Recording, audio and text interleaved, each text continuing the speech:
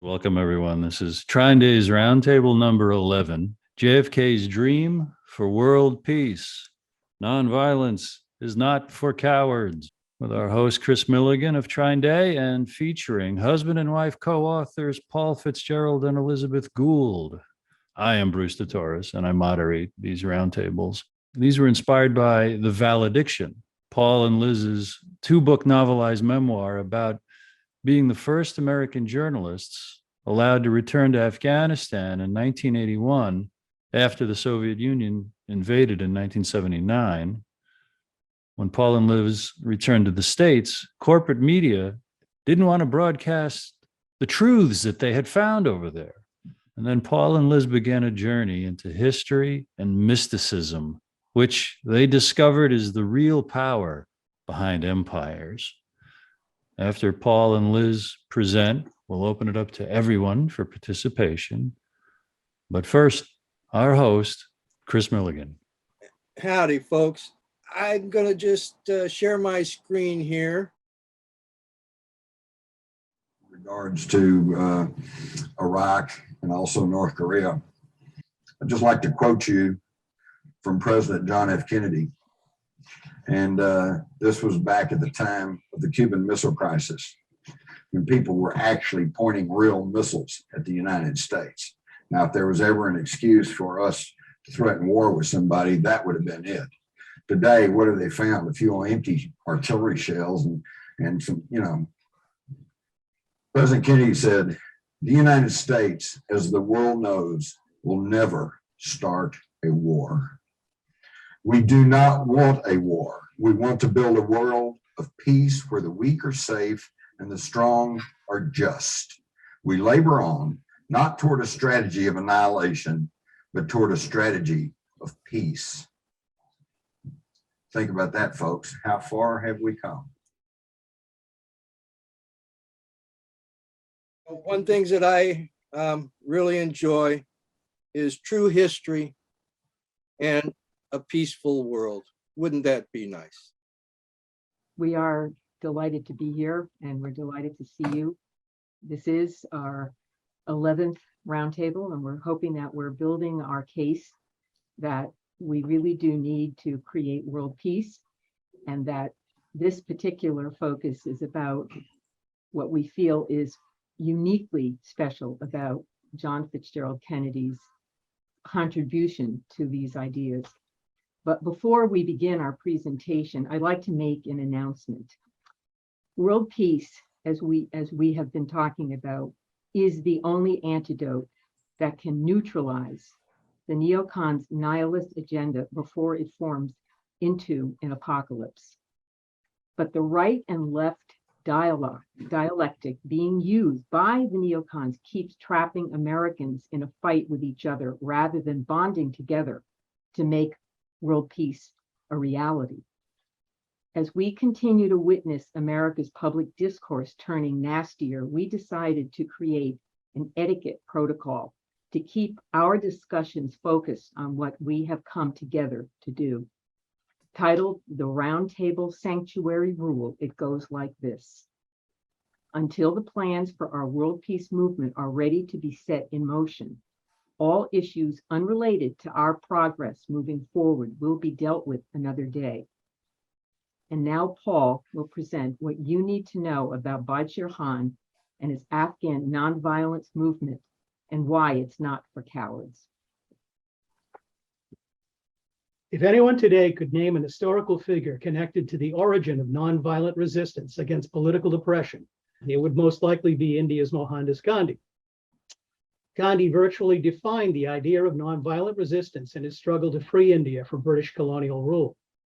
But in 1929, a Pashtun tribal leader in nearby Afghanistan named Badshah Khan, a peer of Gandhi, became an important ally by inaugurating Afghanistan's indigenous nonviolent movement known as the Khudai Khidmatgar, servants of God.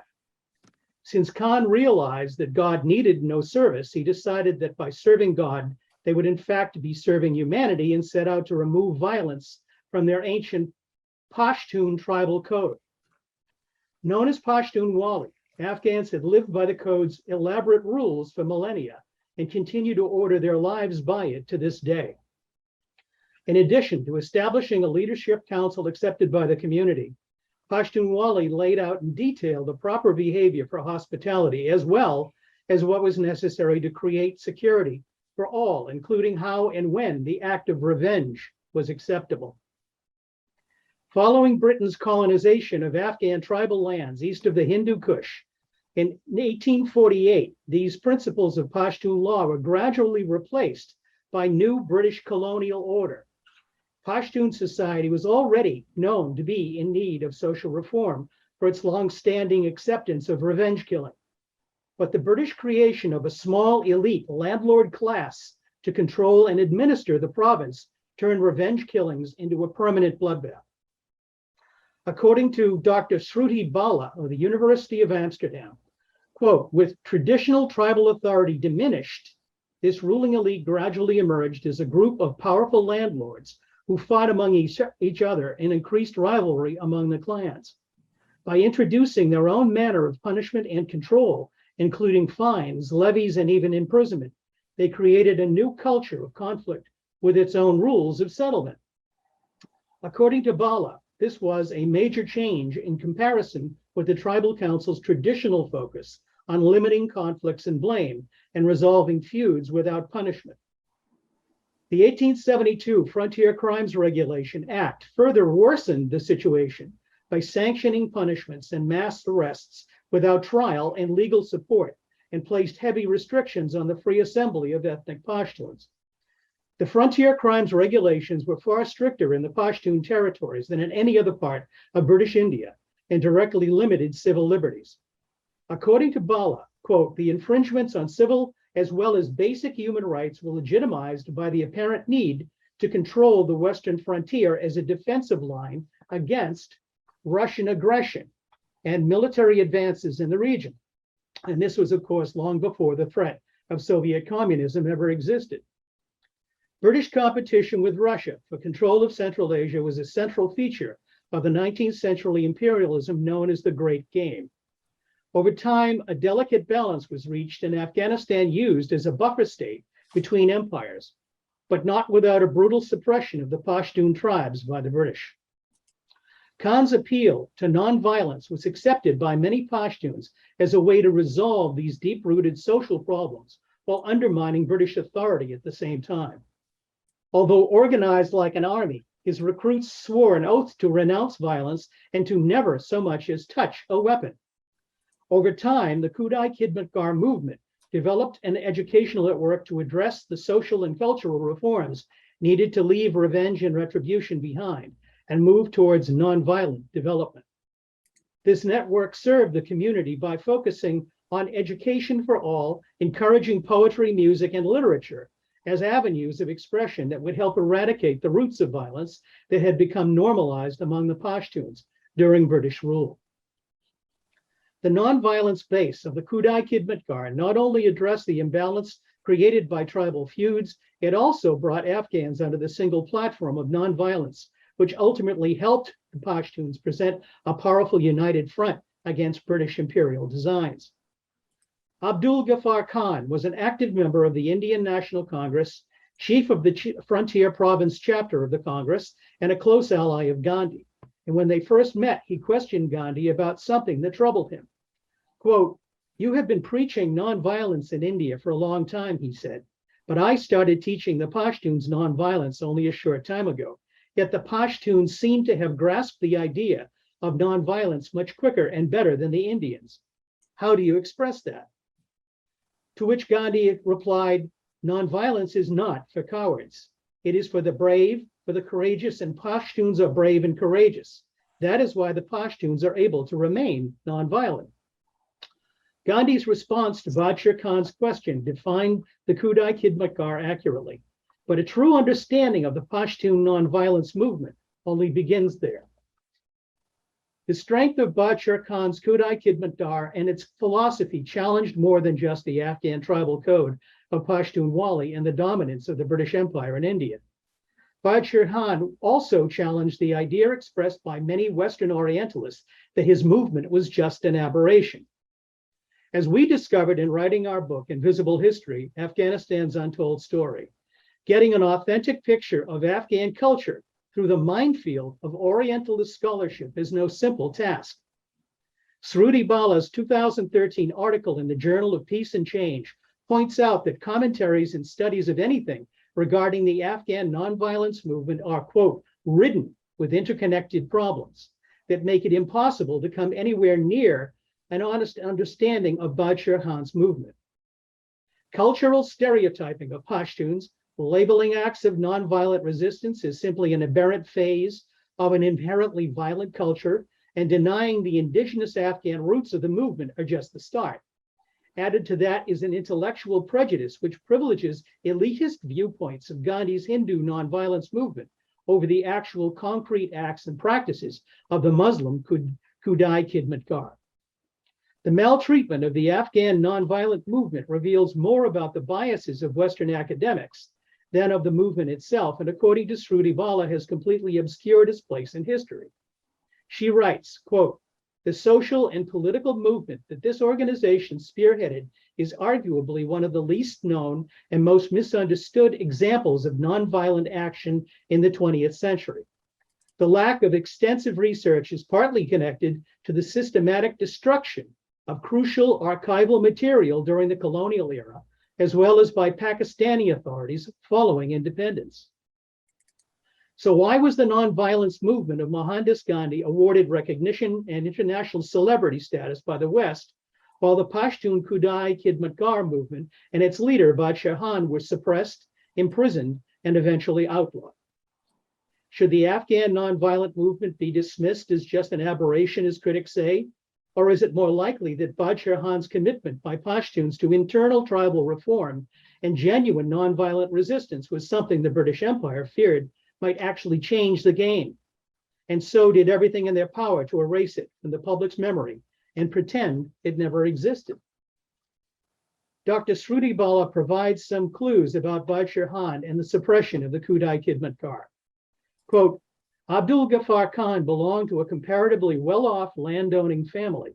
Unlike Gandhi or Nehru, he was neither a man of Western learning nor a prolific writer, she writes. In fact, he was described as a man of very large silences, a nationalist leader whose life of 98 years, 1/3 of which was spent in jail, is steeped in myth and legend.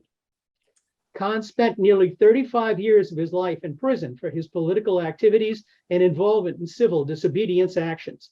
The British and later the government of Pakistan systematically destroyed most documents and material records of the movement by raiding homes and confiscating anything related to the Khudai Khidmatgar, from handkerchiefs to uniforms and flags to copies of the movement's journal.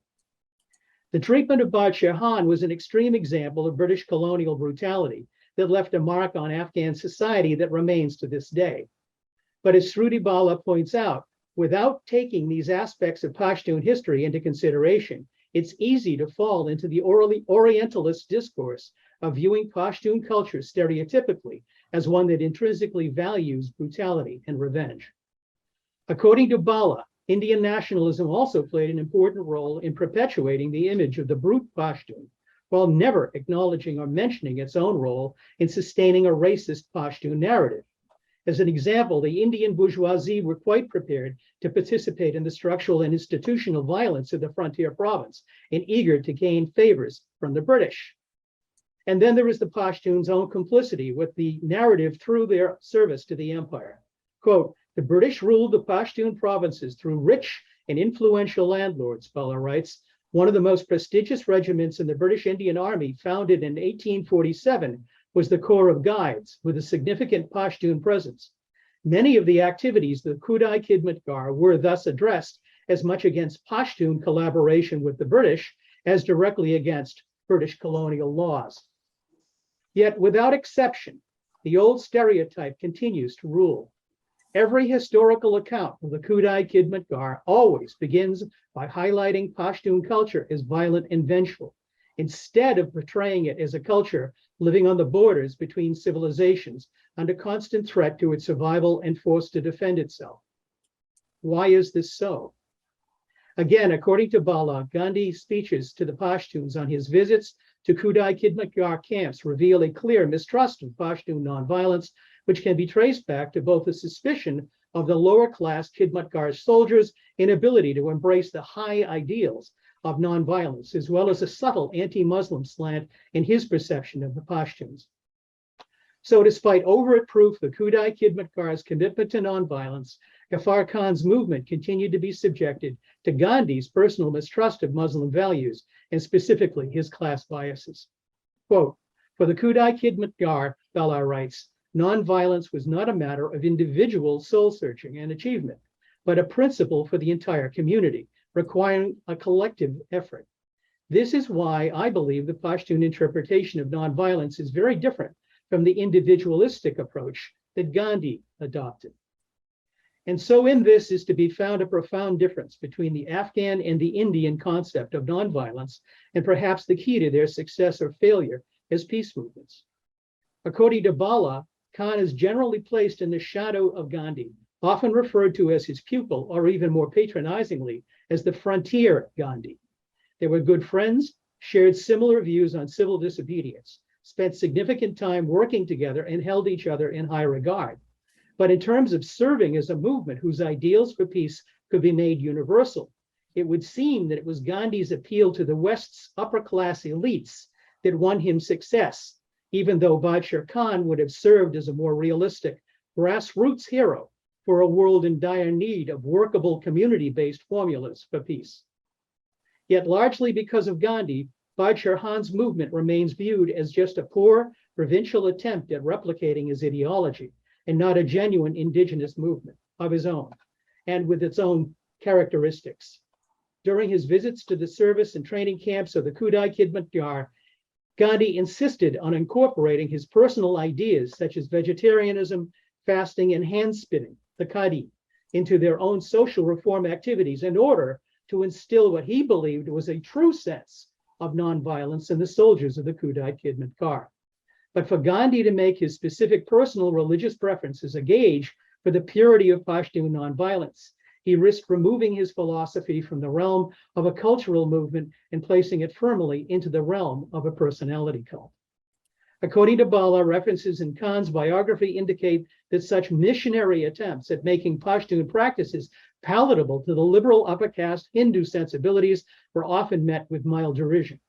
One Khudai Khidmatgar leader remarked that he had no objections to eating vegetarian food in Gandhi's ashrams, but wished the Gandhians would not be so fussy when they came to the frontier province themselves.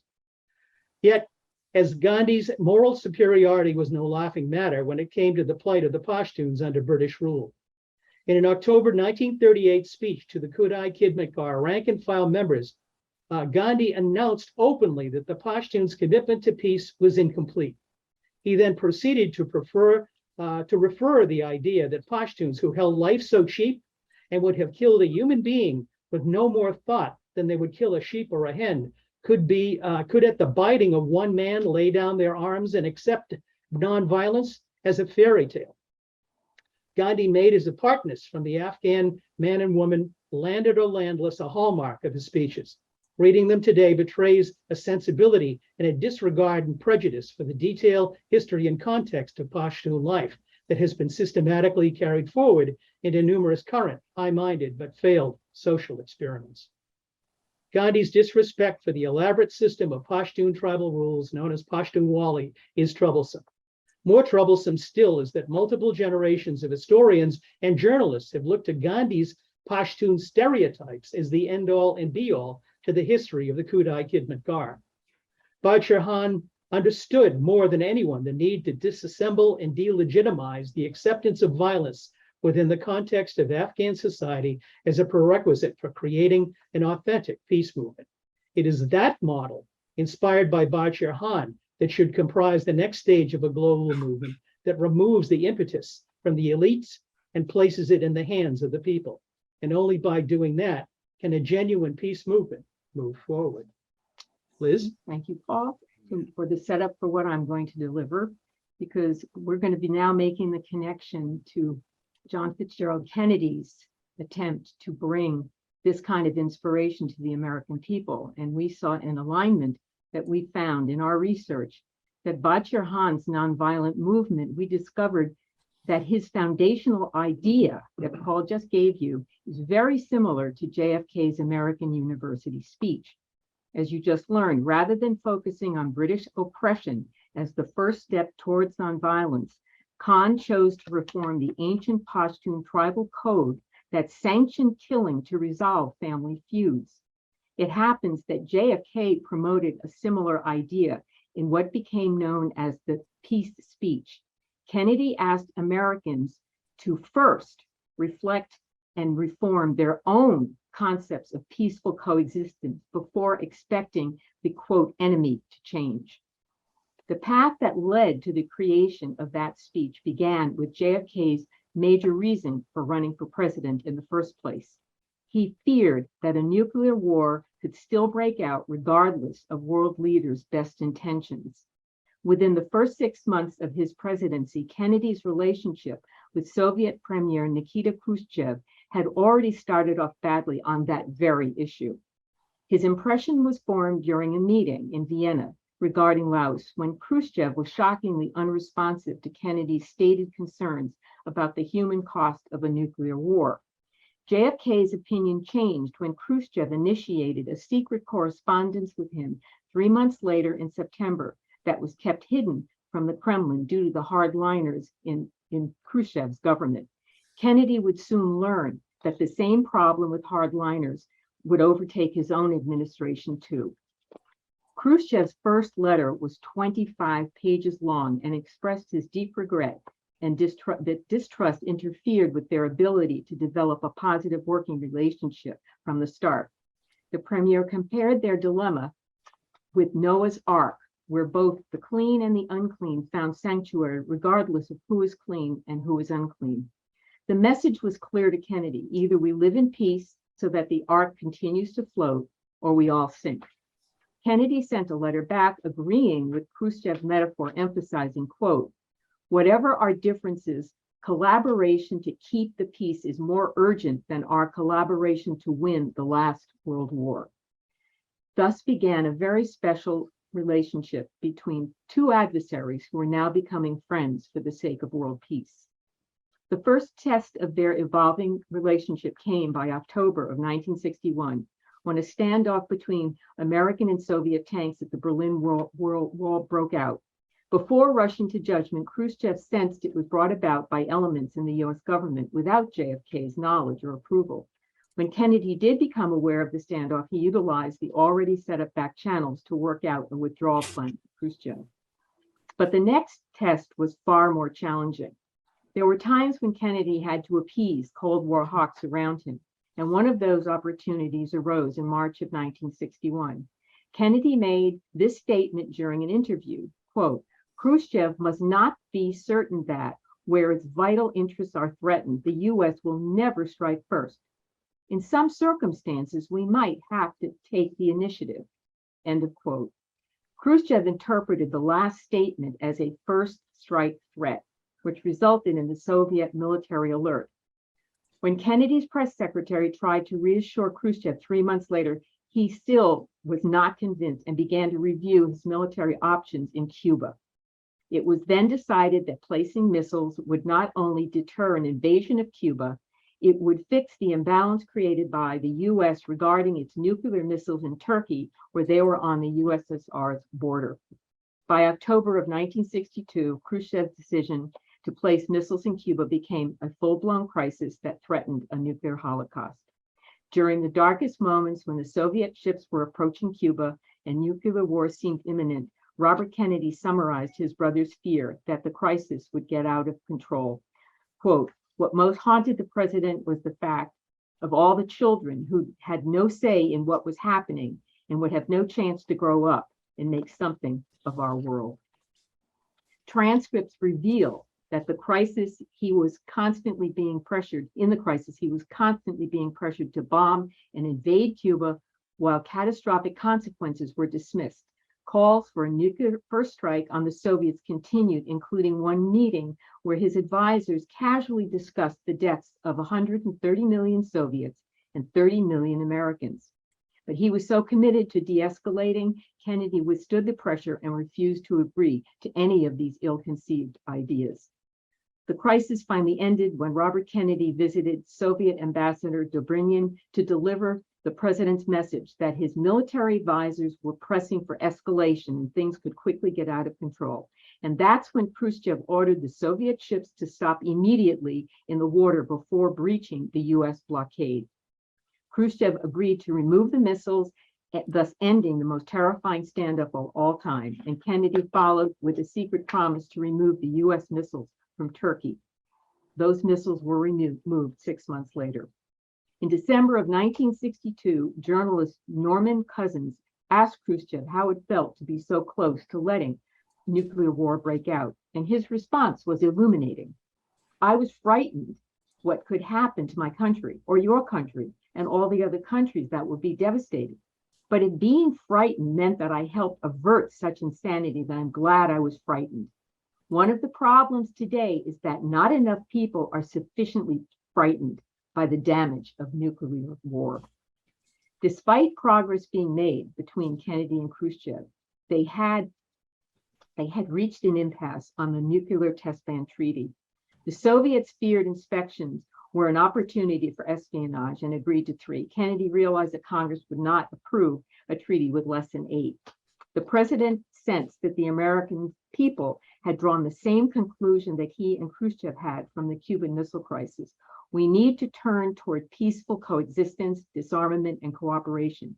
Kennedy was becoming aware of the neocons in his government who would constantly undermine his peace policies. And in an effort to address that fact, he asked Theodore Sorensen to write a speech that would outline his vision for peaceful coexistence. And that became the basis for his American University speech, in which he explained that peace becomes far more accessible when it is broken down into manageable concrete steps, acknowledged the shared humanity of the Soviet people despite differences, and encouraged Americans to self-reflect on their own attitudes that could impede progress towards peace. On June 10th, 1963, President Kennedy delivered that speech that challenged Americans to think outside the box of war and peace and to empathize with the Soviets rather than just distrusting them. Kennedy had gotten the word ahead to the Soviets, and they allowed the speech to be heard all across the country. Suddenly, the outlook for the test ban treaty turned from hopeless to promising as Kennedy and Khrushchev agreed to the principles of inspection by the International Atomic Energy Commission. This became the first nuclear treaty of the Cold War. Khrushchev then proposed that Kennedy consider a treaty banning nuclear testing in air, space, and water, eliminating the need for inspections, as well as a non-aggression pact between NATO and the Warsaw Pact. Unfortunately, though, the speech was largely ignored in Washington. Ironically, one of JFK's goals when he went to Dallas that fateful day was to condemn the notion pushed by the neocons that peace was a sign of weakness. He believed that the best way to demonstrate American strength was by being a nation striving toward peace instead of aggressive actions. His greatest desire as president was to break the neocon ideology that had dominated Washington since the end of World War II. Now I'll read some passages from JFK's speech that highlight many ideas that we saw in Badshah Khan's writing that all emphasize a way to create a lasting peace. Quote, I have chosen this time and place to discuss a topic on which ignorance too often abounds and truth too rarely perceived. And that is the most important topic on earth, peace. What kind of a peace do I mean? What kind of a peace do we seek? Not a Pax Americana enforced on the world by American weapons of war. I am talking about genuine peace, the kind of peace that makes life worth living, the kind that enables men and women to grow and to hope and to build a better life for their children. Not merely peace for Americans, but peace for all men and women. Not merely peace in our time, but peace in all time. Some think it is useless to speak of peace until the leaders of the Soviet Union adopt a more enlightened attitude. I hope they do. I believe we can help them do it. But I also believe that we must re-examine our own attitude, for our attitude is as essential as theirs. And every citizen who despairs of war and wishes to bring peace should begin by looking inward, by examining his own attitudes towards the possibility of peace, towards the Soviet Union, and toward freedom and the peace here at home. First, examine our attitudes towards peace itself. Too many think it is impossible, but that is a defeatist attitude. It leads to the conclusion that war is inevitable, that mankind is doomed, that we are gripped by forces we cannot control. Our problems are man-made. Therefore, they can be solved by man. Man's reason and spirit have often solved the seemingly unsolvable, and we can do it again. Let us focus on an obtainable peace based on a gradual evolution in the human institutions, on a series of actions and effective agreements which are in the interest of all concerned. With such a peace, there will be conflicting interests, as there are within families and nations. But world peace, like community peace, does not require that each man love his neighbor. It requires only that they live together in mutual tolerance, submitting their disputes to a just settlement. So let us persevere, peace not be impracticable, and war not be inevitable. By defining our goal more clearly, by making it seem more manageable and less remote, we can help people see it, to draw hope from it, and to move irresistibly towards it. And second, let us re-examine our attitude towards the Soviet Union. It is discouraging to read a Soviet claim that, quote, there is a very real threat of a preventive war being unleashed by American imperialists against the Soviet Union, end of quote. It is sad to realize the extent of the gulf between us. But it is also a warning to the American people not to fall into the same trap as the Soviets, not to see only a distorted view of the other side, not to see conflict as inevitable, accommodation as impossible, and communication as nothing more than an exchange of threats. No government or social system is so evil that its people must be considered as lacking in virtue. No nation in the history of battle ever suffered more than the Soviet Union in the Second World War. At least 20 million lost their lives. A third of the nation's territory, including nearly 2/3 of its industrial base, was turned to a wasteland. In short, both the United States and its allies, and the Soviet Union and its allies, have a mutually deep interest in a genuine peace and in halting the arms race. Agreements to this end are in the interest of the Soviet Union as well as ours. So let's not be blind to our differences, but let us direct attention to our common interests and the means by which those differences can be resolved. For our most common link is that we all inhabit this small planet. We all breathe the same air. We all cherish our children's future. We are all mortal. And that is the end of the passages from the speech. Like Badshah Khan, John Fitzgerald Kennedy knew that colonialism must end. In an exchange with India's Prime Minister Nehru, he explained that understanding was handed down from his own family's brutal 400-year experience with empire in Ireland as the first colony of the British. And that explains why both Khan and JFK connected to the same intuitive wisdom about creating an enduring world peace movement.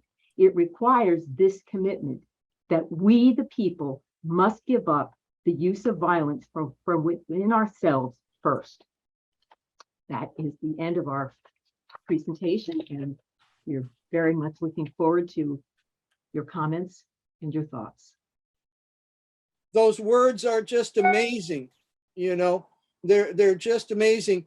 Do we know who wrote that speech? Yeah, Theodore Sorensen.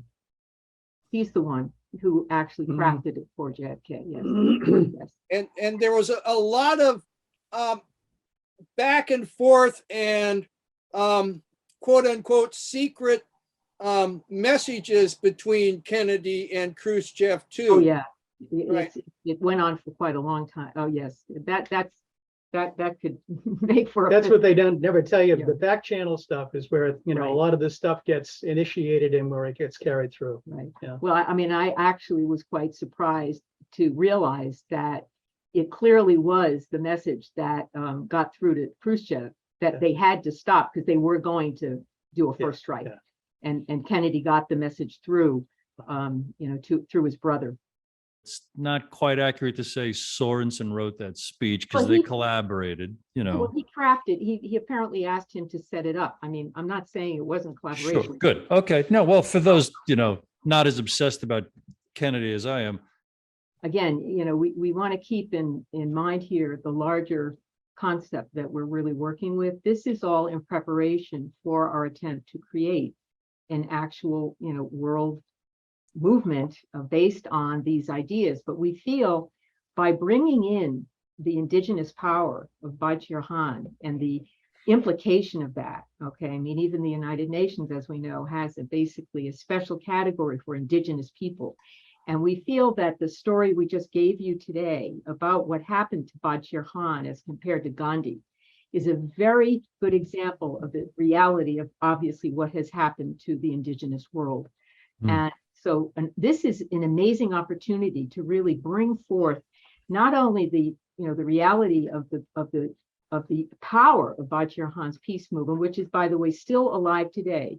There is a website that, you know, it's got all of his work on it. It still has members. So this is still a living, breathing organization for the Afghan people and many others.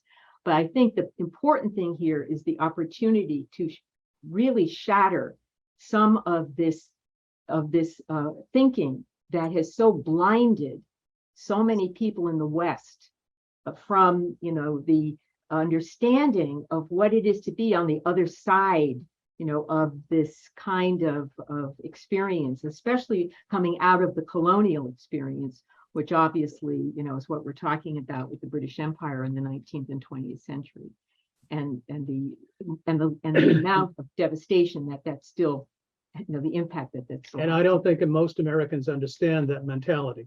And I, you know, that may change soon, but the fact is that, you know, the United States still views itself with this exceptional view. Yeah. And as a result of that, that's become a barrier to getting to a genuine peace. Right, right. Well, I think there's also this factor of the warmongers, the neocons. We've called them a number of names, but I do feel that the neocon name does seem to sort of represent this long history that we've seen in evolution. And our work goes back to, you know, the Soviet invasion of Afghanistan and how that was really created by the neocons, you know, and it became the casus belli for the last 40 years to drum up war. I mean, it allowed Ronald Reagan to actually create the largest defense budget since World War II, based on the Soviets being in Afghanistan. And what most Americans, of course, didn't know in the 1980s was that the Soviets they didn't really want to go in. When they actually got in, they were tricked in by Zbigniew Brzezinski's plot. And then once they got in, they would not allow them to leave because they kept the Mujahideen were given the weapons and the training from Pakistan. So they kept the insurrection going. And so there was a point at which the Soviets offered to bring back the king, okay, in order to try and resolve the problem in Afghanistan. It was actually quite early on. Yeah, and absolutely nothing. So this is clearly, I think, this is our opportunity, I think, in being able to raise the banner for not only our martyred president and, you know, really bringing the point home that this man may have been from a very wealthy family that obviously, you know, everybody views him as probably one of the elites because of that. But when you listen to his words and you really understand where he was coming from, he was not an elitist. Gandhi was more of an elitist than Kennedy was, that's for sure. Yeah, and look at our history after John F. Kennedy was murdered. Yeah. Okay, the Vietnam War, and then war, you know. Yeah. It's just we were very hopeful when Kennedy was president. Pete. I'm an obsessive thinker, and I've done a lot of reading, and I don't know much. And I love the heck out of Chris Milligan. He is a true warrior, and a true warrior is not one who looks at violence and battle. A warrior as a samurai is somebody who was well versed in dance and poetry and origami and cooking and farming. So Chris, you're not my hero, but you're close. So what I want to do is remember a saying by Victor Hugo, that there's nothing so powerful in all the world as an idea whose time has come. And John Kennedy, as evinced by Douglas in JFK and the Unspeakable, and Douglas Horne in his magnificent book, JFK's War with the National Security Establishment, made it painfully clear that the perhaps suicidal John Kennedy thought that he could overpower the people who had brought us Operation Mockingbird, Operation Paperclip, overlooked Unit 731 in China, et cetera.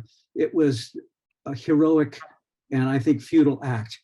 So if we all, I assume, are going to be successful in creating a paradigm, a context of peace, it's going to have to be that idea whose time has come, person to person, rather than trying to get the majority and use the all too prevalent paradigm of winning.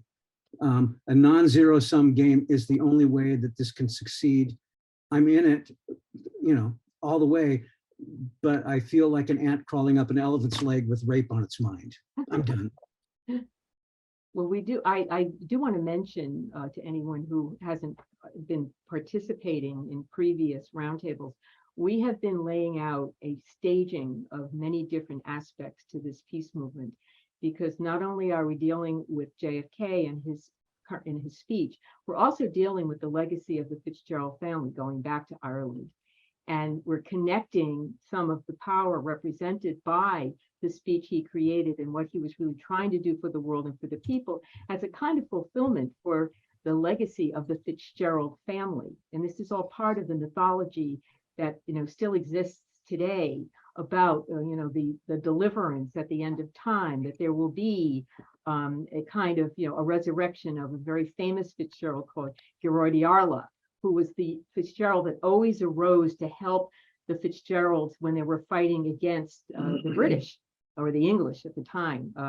And this eventually is part of the mythology that we really want to include to really help people grasp, I think, that there's a long legacy that we are trying to, you know, resolve. I think that it's a far more complicated situation than it might appear at this stage, that we're really trying to separate out some of the components about the motivations. For instance, that JFK was not just assassinated because he was trying to stop the war, you know, the war machine from going on, but there are also, you know, 700-800 year legacy issues that go back to, you know, the murder of Jacques de Molay and the Knights Templars and the hatred of the, you know, of Rome, and the belief. In fact, in 2016, we wrote an article about this subject, and we recommended the end of the revenge and retribution cycle, that we felt justified the killing of JFK by this kind of thinking. And we got a notice from one of these people in 2016 who announced that not only, you know, was he a heretic, but he was very proud of the fact that they killed him.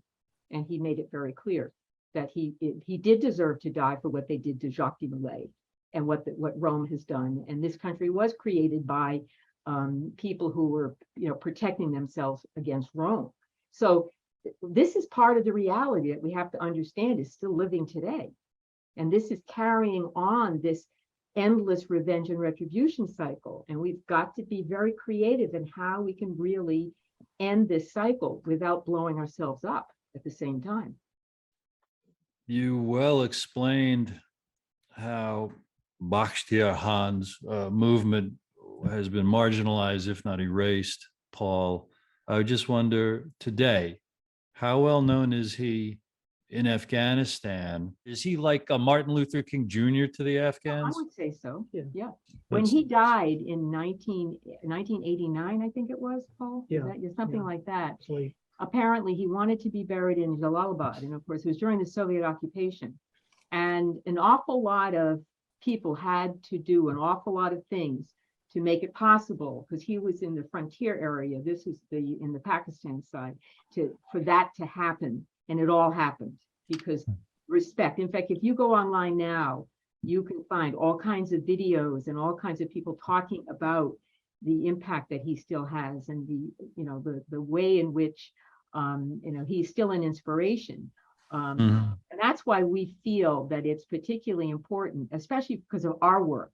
We've been holding a terrible feeling of sadness for the Afghan people when we finally realized by the end of the 1980s that there was no way they were ever going to get their country back. It was already gone. We knew it.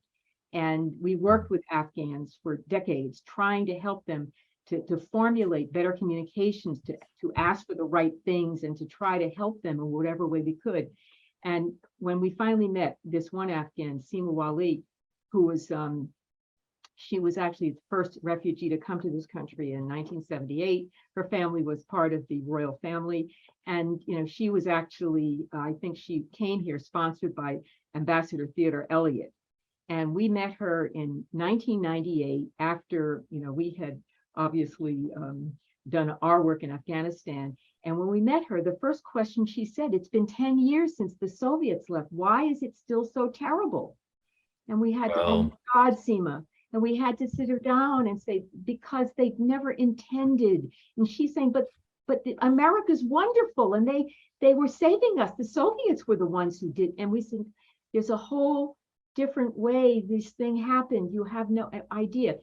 We feel that by connecting to Badshah Khan and drawing the natural alliance that JFK really had with him, because when you look at what they both focused on to try to communicate to the people about how to become warriors for peace instead of warriors for war, it was very similar.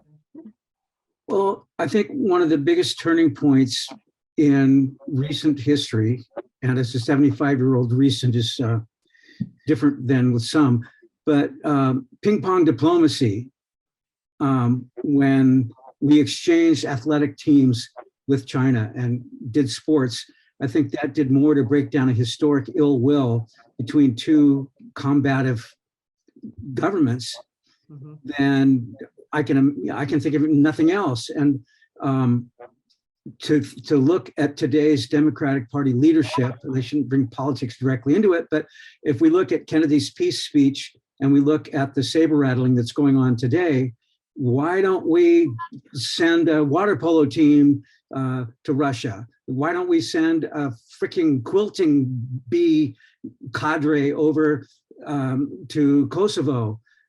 We talk peace, but we wage war, and it drives me nuts. Well, I think what I'd like— Do you wage war, or does our country wage war? True. Exactly. Who is we? As the Firesign Theater once said, who am us anyway? Time when JFK was killed.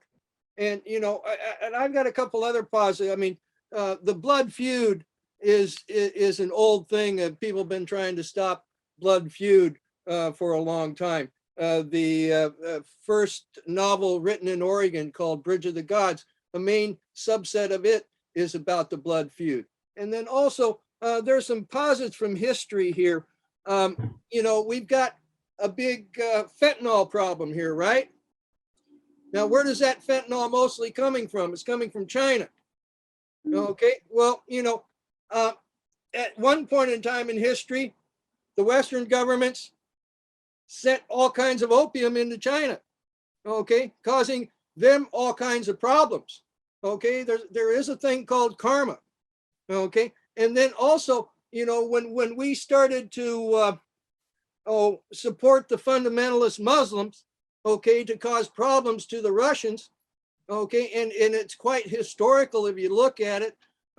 British intelligence started, using fundamentalism in the United States in the 1800s, okay, to affect our body politic. And I mean, don't you think that there's some sovereign countries out there that say, hey, you guys attacked us with fundamentalism? You think they might do the same to us and engender our fundamentalists into a big political brouhaha?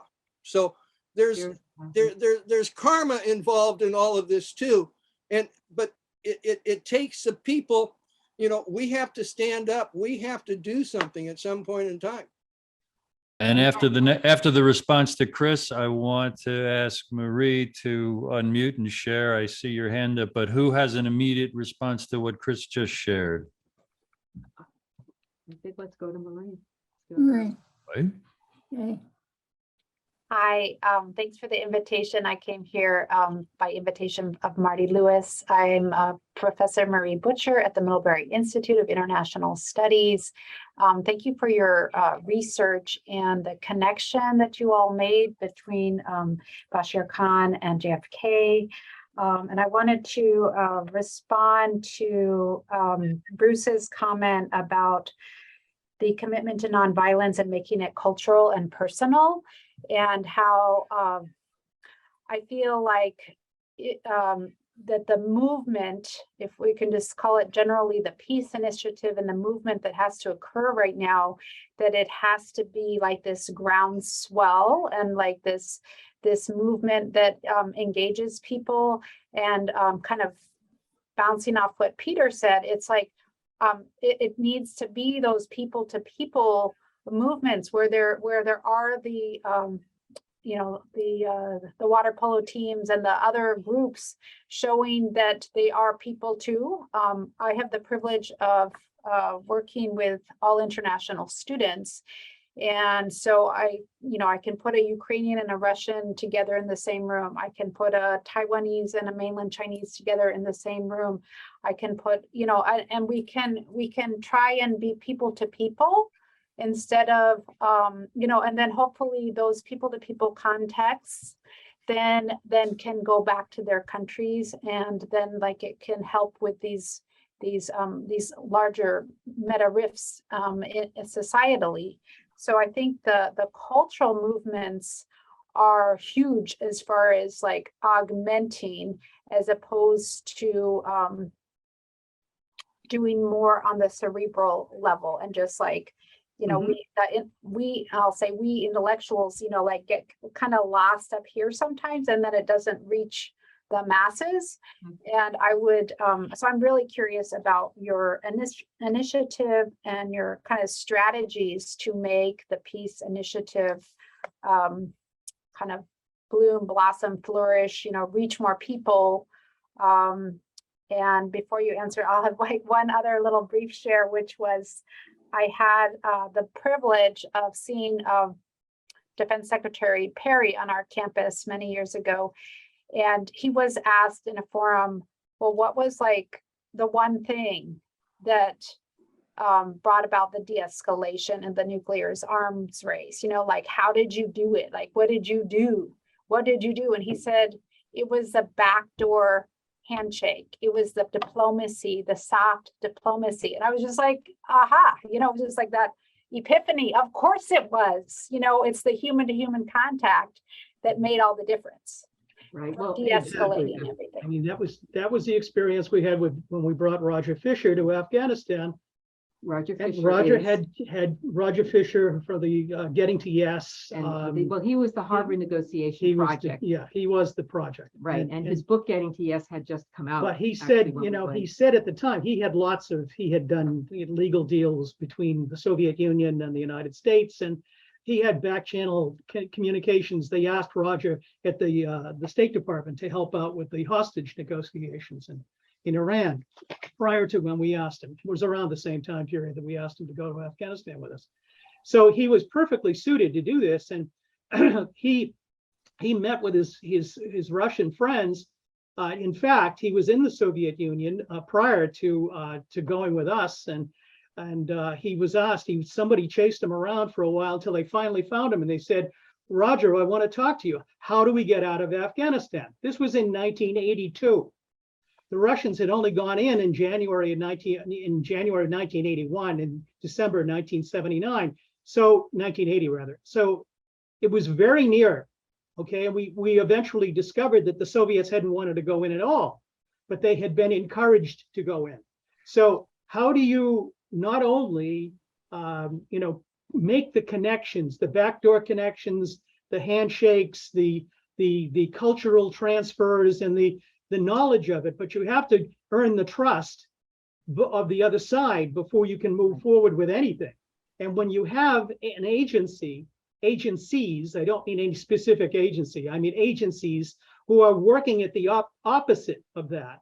That is a practical problem. I said to Roger at one point, after he'd gone to Afghanistan, he came back from the embassy when he first arrived, and he said, I just spent the last 3 hours over at the Russian embassy, the Soviet embassy, and he said, they don't want to be here. It was a complete surprise to Roger because the prevailing wisdom in academia, the prevailing wisdom in government with the Americans that he'd been meeting with, They don't want to leave. they didn't want to leave. The assumption was that the Russians were there because there were a number of mantras that were popular at the time about what they the were Russians going, were actually they were doing. actually the mainstream story. And this is, by the way, in our book, in Valediction, 3 Nights of Desmond, where we lay out our media experience. We dealt with CBS, we dealt with ABC, we dealt with PBS, and numerous other media entities. And we got the bird's eye view of the manufacturing of the propaganda story on Afghanistan. And what we spent the next, decades doing eventually was finding out the real story and put that in Invisible History, Afghanistan's Untold Story. But the point, I think, in terms of Roger actually knew firsthand, he said he knew that a deal could have been cut to get the Soviets out. He comes back to the Reagan administration and discovers there is no interest. And this is our problem, Marie, that we're not just, even when you get that moment with the back door, and Roger had many of those moments, but he was stunned when he got on Nightline and Ted Koppel basically set him up with the wrong people to give the wrong impression, and that was intentional. They basically set it up so that the American people would get the impression there was no point in following up on the Soviets wanting to get out of Afghanistan, and nobody did.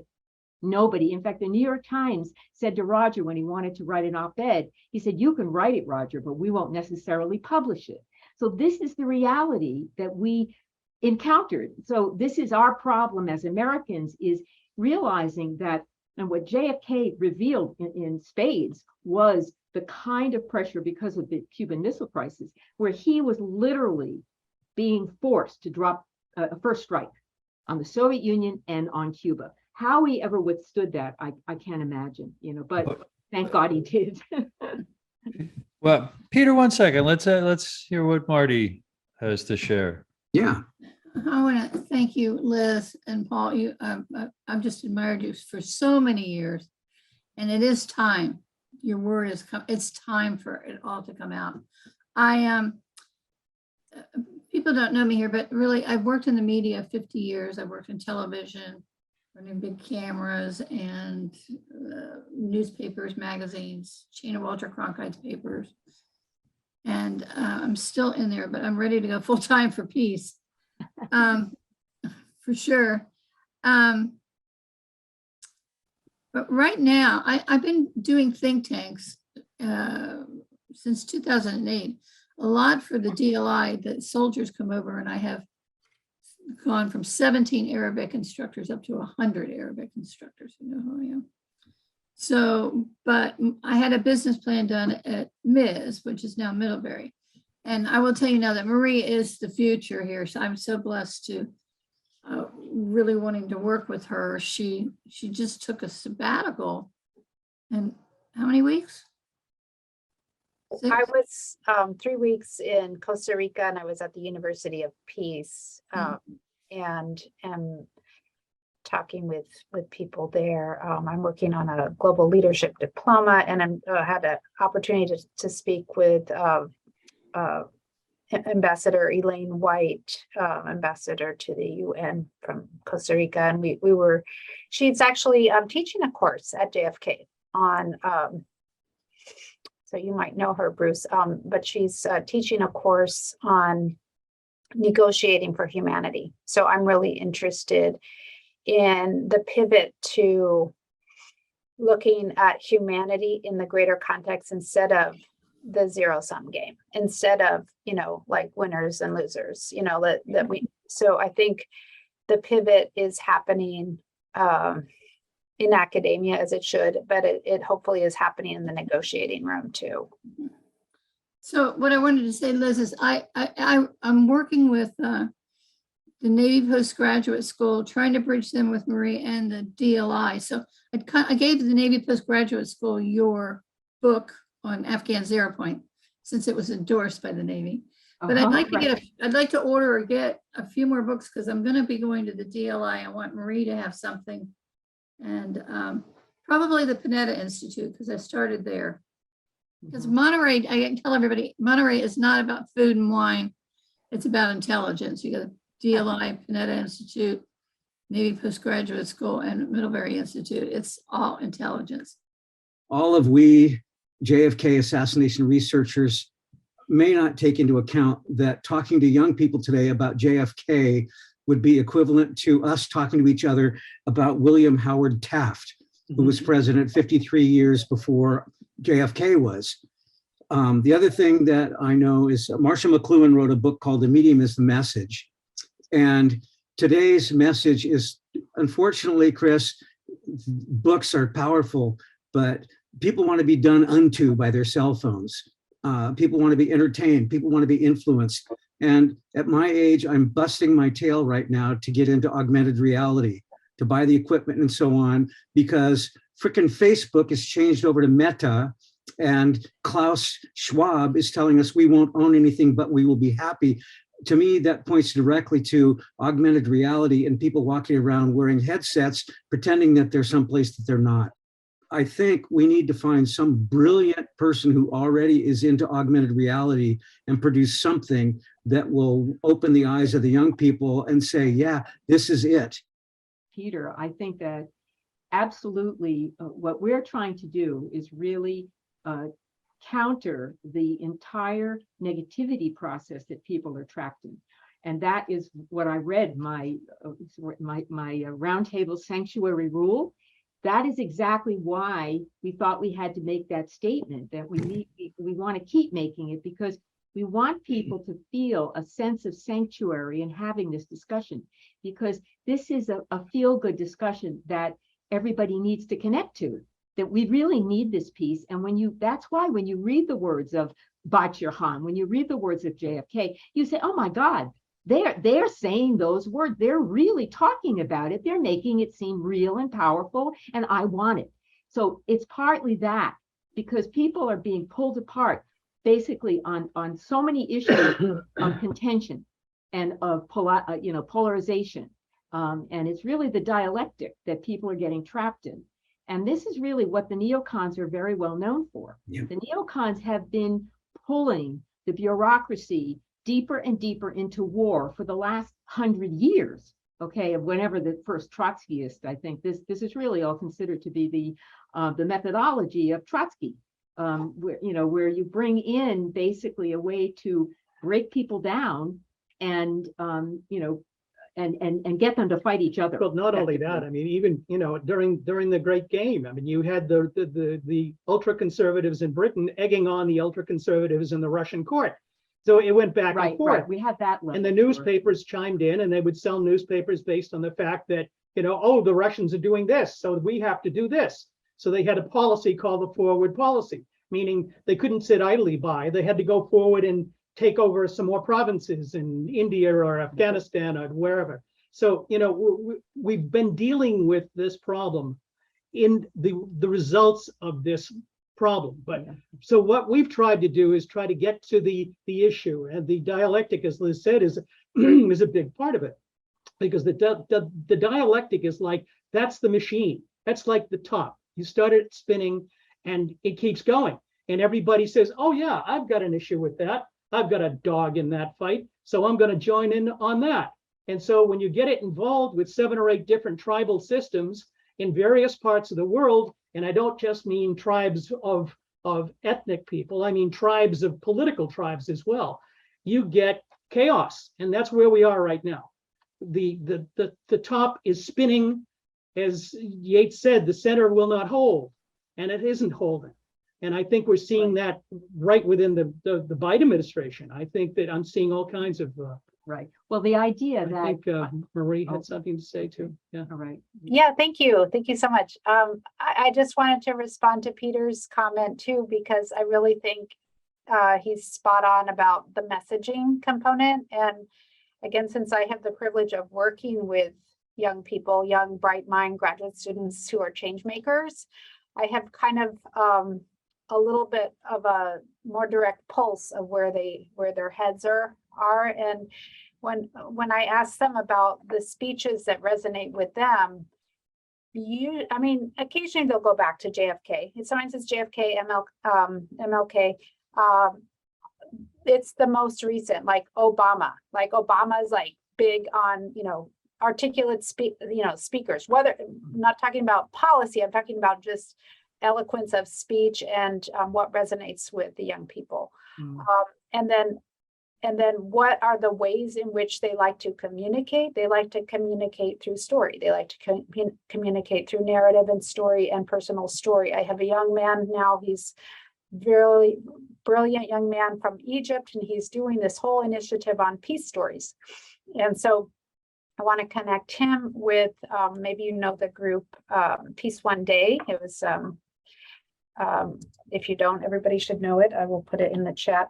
But Peace One Day is an initiative that was started by one young man at the time, Jeremy Gilley, who said we need one day of peace, right? And to have this ceasefire and like a declaration of peace that can be observed on one single day. And he pushed it through, one single guy. So like there is like the power of one that then goes to many. Yeah. Right. And how then he's like built this whole platform. And I think by connecting, like Marty spoke of being dot connector. Well, I see like, and anybody involved in peace work needs to connect with other peace initiatives. And so this is one where the Peace One Day initiative, they have this huge platform. And so I intend to like kind of funnel some of the energy of my students there and say, look, here's this huge audience. And I'm just curious about your strategy as far as that messaging and how to reach people and then how to connect with other peace builders. Well, that's actually what we've spent about the last 7 roundtables evolving. Okay, we have many different stages, as I mentioned. We're including the legacy of the Fitzgerald family in the process because we feel that that is an important component that most people don't even realize. There is a motivational level of leadership in this world that is very, very serious about what happened 1,000 years ago. And that's part of what we want people to open up to. We're not saying that that it's the end all and be all of everything, but you need to appreciate there are different motivational problems going on here, okay? And that we need to be aware, okay, of those different motivational levels. So what we're covering is a kind of a whole bunch of bases, which includes a personal component, because we feel, as you just said about, it's all really about the narrative, and ultimately it's about your own personal narrative. Why am I doing what I'm doing? Well, that is the question we asked ourselves in 1987 when we faced all the media, okay, the mainstream media, and we saw what was going on with the Afghanistan story, with the Soviet invasion, how it was being handled. And we realized, even though we dragged back all this proof of what we had, and it wasn't an issue that it wasn't true, that was not it. They just didn't want it, because it didn't conform to the narrative that they wanted to put out. So in 1987, after 3 experiences with the networks, we finally said, why are we doing this? What's the point? What can we really do?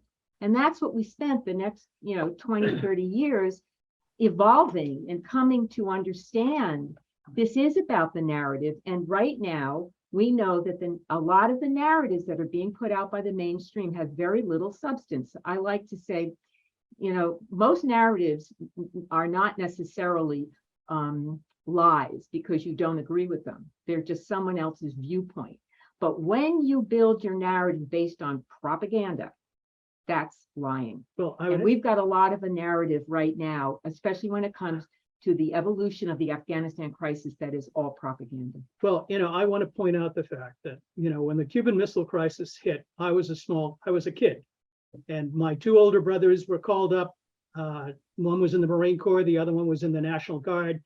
Everybody was involved in it. Everyone was conscious of what was going on. And they were conscious of it because the movies that were being made during that time period focused on it. That we had a number of movies that influenced my understanding of it, and probably carried through to the point where I was interested in going to Afghanistan and grabbing that story, because I was motivated by these things that were on the screen when I saw when I was 8, 9, and 10 years old, on the beach, the Bedford incident, the Dr. Strangelove. I mean, there were a number of really very interesting movies. Failsafe.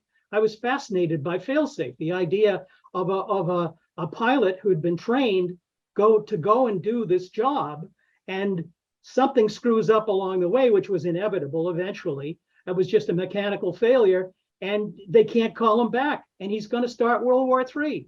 And he says, there's one thing where Frank Lovejoy says at one point, they get his wife on the radio, said, don't do this, don't do it. And he said, you're asking me to do something I was specifically trained not to do. So I have to shut you off. And he cuts her off. And that's the whole movie right there. You're dealing with a projection of an idea that's been moved forward in everyone's mind. So I would suggest that, as a start, we need the media on our side. We need the media flipped from being what they are, which is the warmongers, into being the peacemongers. Right. Well, we got to turn the warriors from warriors for war into warriors for peace. Exactly. They're And still warriors. Badshah Khan is a very good Yeah, example yeah. of that. And part of the dynamic, really, I mean, the dynamic has been changing. Basically, the internet, okay? We haven't seen all the changes that the internet have wrought yet, okay? And so that is the dynamic that I see is allowing us to discuss the perfidy that's going on and creating strategies to take back our world from these warmongers and live in peace. Why not? Why not? Absolutely. Peter? Yeah, Chris, I totally agree. I think I'm in 98% agreement with everybody here. And I feel it's appropriate to mention that Mahatma Gandhi also had what was called the doctrine of the sword, which he stated that it was our duty to defend ourselves, even if it required violence. And so there was a certain point where our peaceful idealism can be subverted by total pacifism. And I'm obviously not extolling violence, but it can't be totally eliminated, or I think we'll just become a victim class. Well, I agree with what you're saying. Have you seen what happened in Iceland? I mean, Depends Iceland on is when. a small country and blah, blah, blah, blah, blah, but they got 95% of the people out there on the streets, and they changed the government. Okay. It can be done. Right. It can be done. I think the comment we started with about why Gandhi said to Badshah Khan that the Pashtuns are not cowards, because to really give up violence at that level, that's what he was talking about. And the reason the Pashtuns were ready is because they had been living in this violence for thousands of years. They truly were ready to say, no, I don't need it anymore. That would be what I'd say to you, Peter. So it's a matter of where you are in your getting rid of the need to use the violence. Yeah. But once you make that level of commitment, you can change people. You can actually change the way they interact with you. That's how you can protect yourself in a very different way. It brings up in me the issue of personal integrity. And ringing in my head right now is give me liberty or give me death. I'm thinking of the courage of the young people in the South who sat at lunch counters knowing they were going to take a beating. Yeah. And I don't know what it's like to take a beating while I'm resolved not to defend myself. I'm going to be true to my ideals. I'm going to love my fellow human to the extent that even if they're hitting me with things, I'm not going to hit them back. And throughout all these roundtables, and specifically the development of a peace movement, this keeps resonating inside me. And I probably couldn't even imagine it if I was younger.